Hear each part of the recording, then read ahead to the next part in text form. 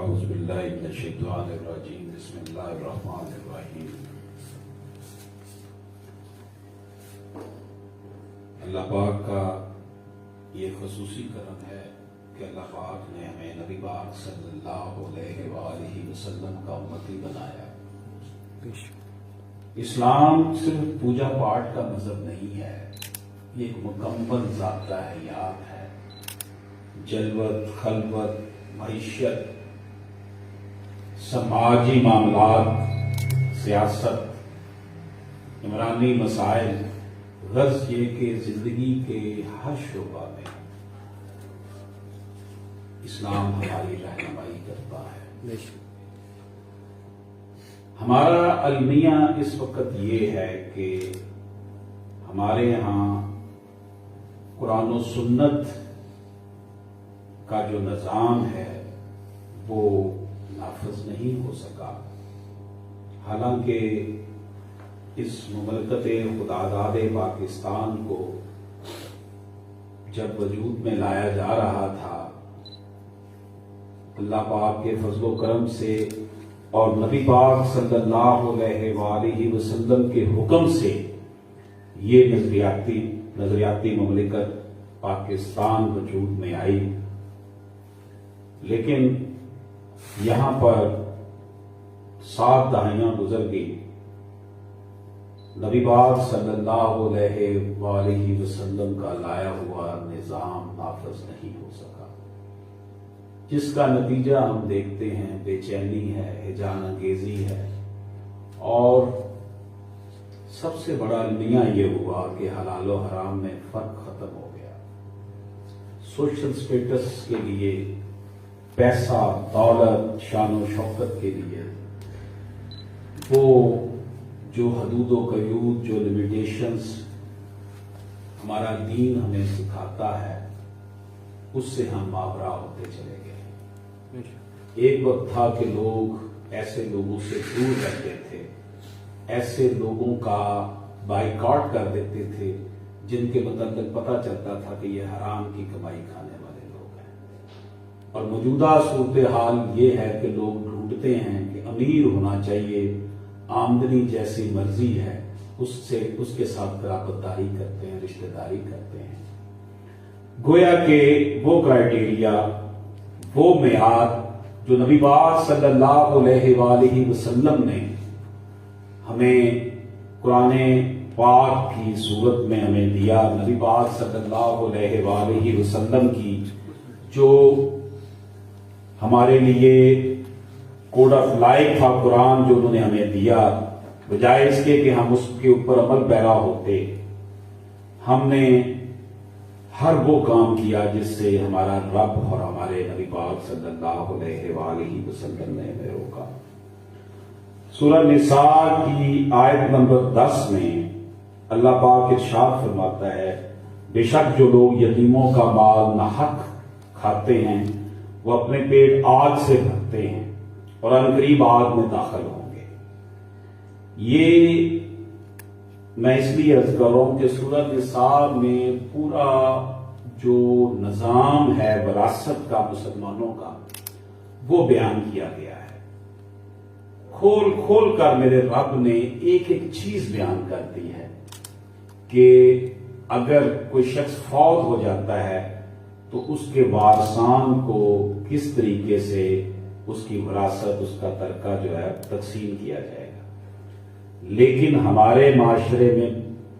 اس وقت جتنی بھی مقدمہ بازی ہو رہی ہے اس میں سے 50% سے زیادہ مقدمہ بازی اس وجہ سے ہے کہ وارثان کو ان کا حق نہیں دیا جاتا۔ خاص طور پر ہمارے معاشرے میں خواتین کو بالکل جو ہے وہ وراثت سے محروم کرنے کی ہر کوشش کی جاتی ہے۔ وہ اس طرح سے کہ ہبہ کے نام سے بھی گفٹ کر دیا بیٹوں کو،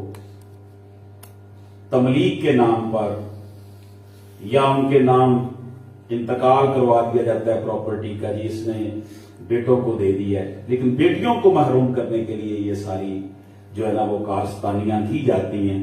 جس کا نتیجہ یہ نکلتا ہے کہ معاشی طور پر بھی اور سماجی طور پر بھی اتنی خلیج ہمارے معاشرے میں حائل ہوتی چلی جا رہی ہے بچیوں کو ڈپرائیو کرنے کی وجہ سے. یعنی ہم تو کہتے ہیں نا جی فلاں پولیٹیشین ظلم کر رہا ہے، فلاں جاگیردار وڈیرا ظلم کر رہا ہے، فلاں ڈاکو نے ظلم کر دیا ہے. یہاں تو ظالم جو ہے وہ اپنا ہی باپ اور اپنا ہی بھائی بنا ہوا ہے، جو کہ اپنی ہی بہن اور بیٹی کو وراثت سے محروم کر کے اسے معاشی اور سماجی طور پر کمزور کر رہا ہے. اس حوالے سے آواز اٹھانے کی ضرورت ہے. نبی پاک صلی اللہ علیہ وآلہ وسلم نے جو دین ہمیں دیا وہ ہر لحاظ سے مکمل ہے، اور اگر ہم اس کے اوپر عمل نہیں کرتے، اللہ پاک نے کھول کر سورہ نساء میں بتایا کہ باپ اگر فوت ہو جاتا ہے تو بیٹے کا کتنا حصہ ہے، بیٹی کا کتنا حصہ ہے، ماں کا کتنا حصہ ہے. ہر اینگل سے ہمیں کھول کر بات بتائے گی. اور پھر اللہ پاک نے فرمایا سورہ نساء کی 13 نمبر جو آیت ہے کہ یہ اللہ کی قائم کی ہوئی حدیں ہیں، اور جو شخص اللہ اور اس کے رسول کے حکم پر چلے اللہ اس سے بہشتوں میں داخل کرے گا جن کے نیچے نہریں بہتی ہوں گی، ان میں ہمیشہ رہیں گے، اور یہی بڑی کامیابی ہے. اور آگے چل کر سورہ نساء کی آیت نمبر 14 میں اللہ پاک فرماتا ہے اور جو شخص اللہ اور اس کے رسول کی نافرمانی کرے اور اس کی حدوں سے نکل جائے اسے اللہ پاک آگ میں ڈالے گا جس میں وہ ہمیشہ رہے گا، اور اس کے لیے زدت کا جو ہے وہ عذاب ہے. اب عرض کرنے کا مقصد یہ ہے کہ یہ اللہ پاک کی حدیں ہیں. اللہ پاک نے کہا کہ وراثت کو اس طریقے سے ہم نے تقسیم کرنا ہے کہ سب کو اس کا حق مل جائے، لیکن جس طریقے سے ہمارے لیے اللہ پاک نے جو حد قائم کر دی اور اس کے اوپر اگر ہم عمل نہیں کریں گے تو ہم ہمیشہ عذاب میں رہیں گے، بخشش نہیں ہوگی. اسی طرح وراثتی جو معاملات ہیں اگر اس میں ہم جو ہے وہ اس طرح کا مظاہرہ کرتے ہیں کہ ہم کسی کو کم دے دیا، کسی کو زیادہ دے دیا.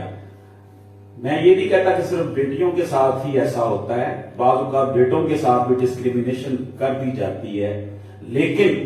جمہور یہی دیکھنے میں آتا ہے جمہور میں کہ بیٹیوں کو جو ہے وہ وراثتی جائیداد سے محروم کیا جاتا ہے. اور اس حوالے سے قرآن و سنت کے واضح احکامات ہیں،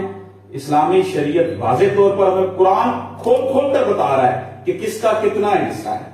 لیکن ہمارے ہاں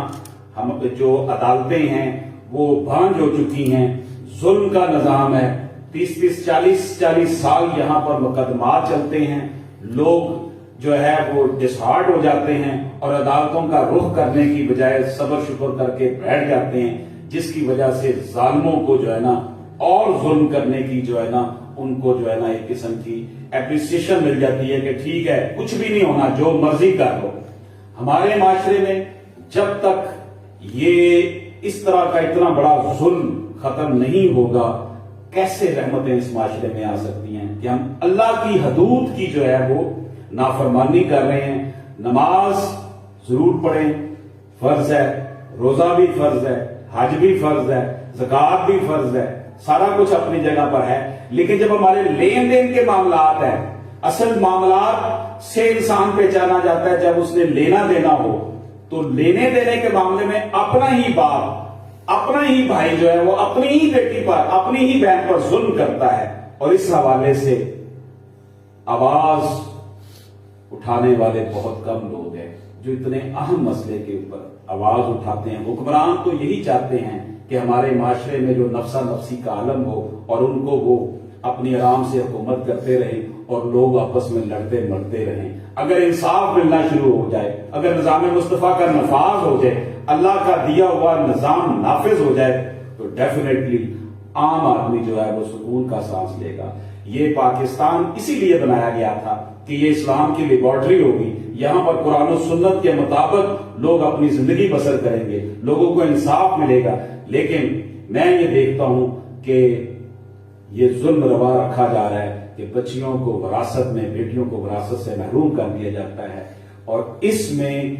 زیادہ وہ طبقہ ہے جس کے پاس بہت مال ہے، وہ مال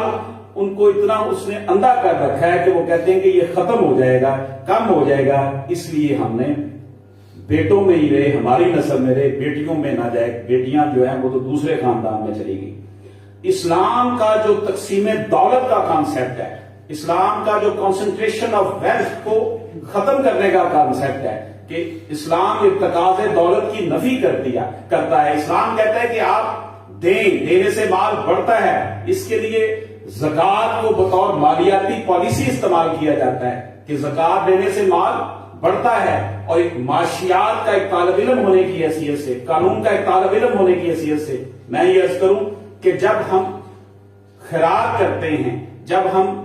زکوٰۃ دیتے ہیں تو وہ تقسیم ہوتا چلا جاتا ہے، جس سے لوگ اپنی چیزیں خریدتے ہیں، لوگ آٹا خریدتے ہیں، لوگ چینی خریدتے ہیں، لوگ کپڑے خریدتے ہیں، وہ ان کارخانوں میں اس کی کھپت جو ہے وہ ہوتی ہے، وہ پیسہ جو ہے وہ تقسیم در تقسیم ہوتا چلا جاتا ہے، جس سے معاشی جو پہیہ ہے اکانومی کا وہ چلتا ہے۔ یہاں بات جو ہے وراثت کے حوالے سے ہے کہ وراثت ان کا رائٹ ہے، صدقہ خیرات زکوٰۃ تو ایک علیحدہ ایشو ہے، وراثت سے محروم کرنا گویا کہ آپ اپنی بیٹی کی آئندہ آنے والی نسلوں کے ساتھ بھی زیادتی کر رہے ہیں کہ ان کو معاشی طور پر اتنی تفریق کا شکار کر رہے ہیں کہ کل کو وہ معاشی طور پر مضبوط نہ ہو سکیں گے۔ جب وہ معاشی طور پر مستحکم نہیں ہوں گے تو ڈیفینیٹلی سماجی طور پر بھی وہ کمزور رہ جائیں گے، اور پھر وہی آپاداپی کہ اس معاشرے میں سر اٹھانے کے لیے جو ہے نا وہ وہی لوگ سر اٹھا سکتے ہیں جس کے پاس آج کل کے دور میں معاشی وسائل زیادہ ہیں۔ اس لیے ہمارا یہ فرض بنتا ہے کہ ہم اپنے ارد گرد میں اور اپنے گھر سے اس کی ابتدا کریں، اور ہم اپنے بزرگوں کو قائل کریں، اپنے بڑوں کو قائل کریں کہ جناب جو بیٹی کا بہن کا وراثتی حصہ بنتا ہے اگر وہ آپ اس کو دے دیں گے، یا ڈیفینیٹلی وراثت جو ہے وہ اس وقت قائم ہوتی ہے جب بندہ فوت ہو جاتا ہے، لیکن اگر اپنی زندگی میں ہم اس کو گفٹ کے نام پر، ہبا کے نام پر اس طرح کر دیں کہ بچیوں کو محروم کرنے کے لیے ہم ہبا اور گفٹ کر رہے ہیں، اس کا مطلب ہے کہ ہماری انٹینشن ہی یہ ہے کہ مرنے کے بعد یہ پراپرٹی جو ہے وہ میری اولاد میں رہے، بیٹیوں میں نہ جائے، بیٹوں میں رہے۔ تو اس کے حوالے سے ہمیں بہت زیادہ جو ہے عملی اقدامات اٹھانے کی ضرورت ہے۔ معاشرے میں اس سوچ کو ہمیں جو ہے وہ اجاگر کرنا ہوگا کہ جو بندہ وراثت میں